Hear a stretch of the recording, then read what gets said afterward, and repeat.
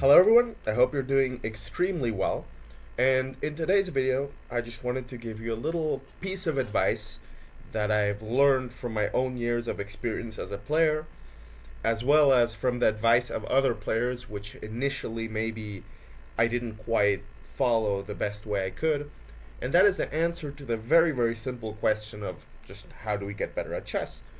And of course, this is a very generalized question. And the answer I'm going to give you might sound even simpler than the question. It sounds super straightforward, but some people just really underestimate actually what I'm about to say and the real importance of this piece of advice. Okay, so I'm not going to waste any more of your time. The simple advice is just play. Play more games. Play more tournament games, play more classical over the board games, and it sounds very simple. But I've seen so many players, and I've talked to so many players, and I've heard so many players say that, okay, look, yes, I do want to play over the board, or yes, I do want to play more online, but before I play my first tournament to get my rating, or before I play my next tournament to increase my rating, what am I going to do?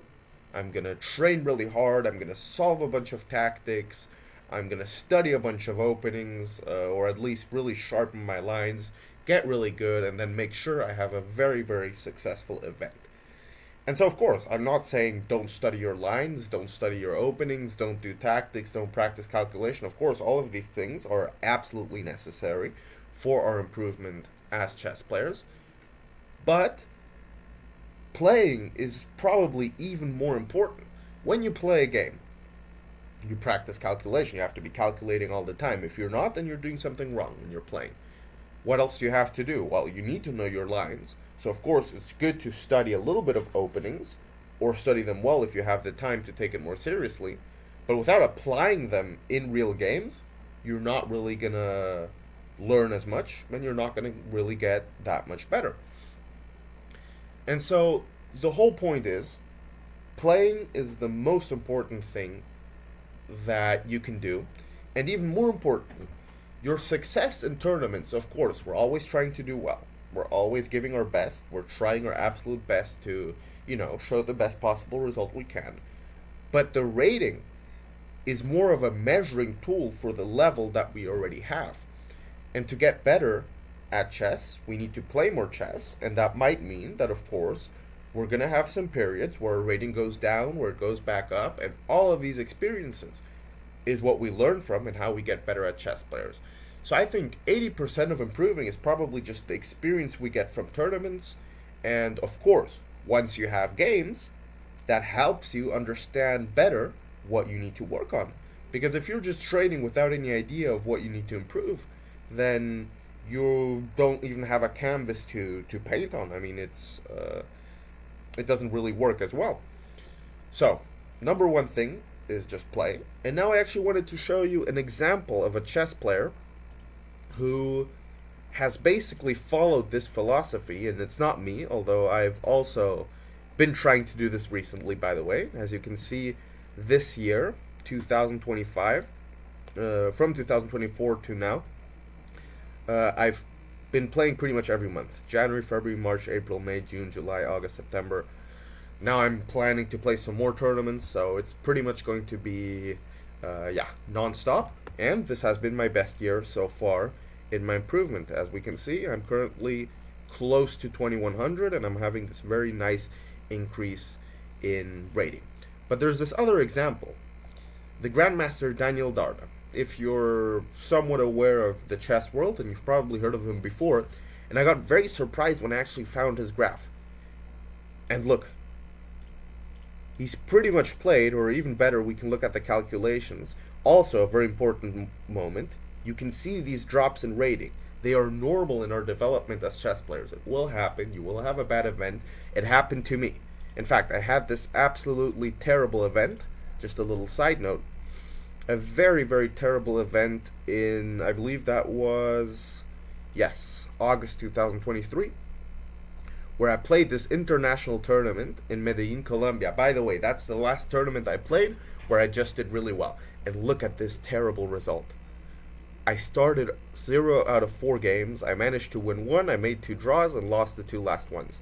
Minus 70 rating points. It was an absolute disaster. But what happened after that?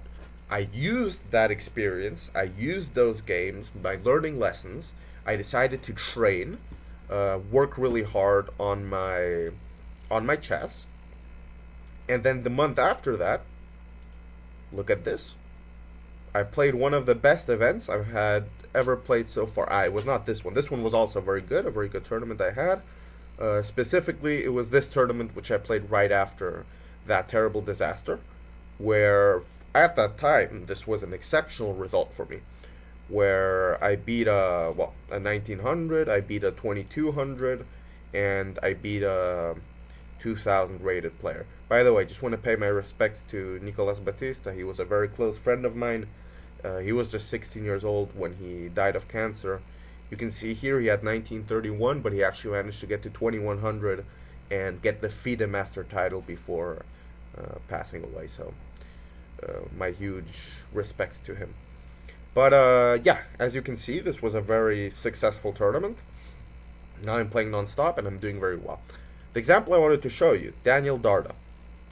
He has not, other than maybe the pandemic, even during the pandemic, he he found the events to play. Look at that. Just, how did he even do that? March, April. Okay, he skipped some months here. But even during the pandemic. But if we look before that, 2017, 2018, for example, January, February, March, April, May, June, he skipped July, okay, August, September, October, November, December, January, February, March, April, May, the list goes on, and you can see he's never stopped playing. So you might ask yourself, when did he even get the chance to, to train, to work on his chess? So the first answer is when you're playing, you are working on chess. You are, first of all, you're calculating all the time. You're preparing your openings during the tournament. All of this is very important. Sorry that there's some noise, that the neighbors are starting a car. I hope you can hear me well anyway. But yeah. And so another thing which you might say, okay, sure, all of this sounds very good, but I don't really have any over-the-board tournaments to play near me. I mean, I live in an area where there's no tournaments. First of all, you might just not be completely aware of them. Sometimes, when I moved to my city, I also thought there was not really a chess scene until I discovered some local tournaments, which might be good enough for you. If you're very serious about chess, then of course you need to travel to play in stronger events. But if none of this is possible for you, then I would advise you just play some slightly longer games online. I know it's very boring. I hate online rapid or classical games. They're no fun at all. You might think that your opponent is cheating sometimes, but this thought process that you apply when you play longer games, the way you calculate, the way you search for the candidate moves, practicing this process is just so important. And then the analysis of these games is what can help you improve in strategy, even more than, reading some books, which you might find useful, which once again, I'm not saying you shouldn't do, but they should not be the absolute priority. So I hope you take my advice into consideration. I hope you found some use out of this video. If you enjoyed it, I'd really appreciate it if you could subscribe. And also, if you'd be interested in working together with me in the aspects that you can manage yourself, or even if you're actively playing, such as, strategy, opening preparation, general advice on what you need to work on chess-wise, then I'd happily welcome you to check out my website, which is linked in the description, where I talk a bit more about myself, my experience as a player, as a coach, and some different programs that I offer, whether it's us meeting twice in a month for 1 hour every 2 weeks to give you some advice, to, once a week and some training games, or if you want me to be your absolute personal chess coach, we can work 2 times a week for 2 hours. I'll give you everything you need to work on with opening files, tactics, games, everything you need. Then you can also check that out. So thank you everyone so much for watching, and I'll see you in my next video. Bye bye.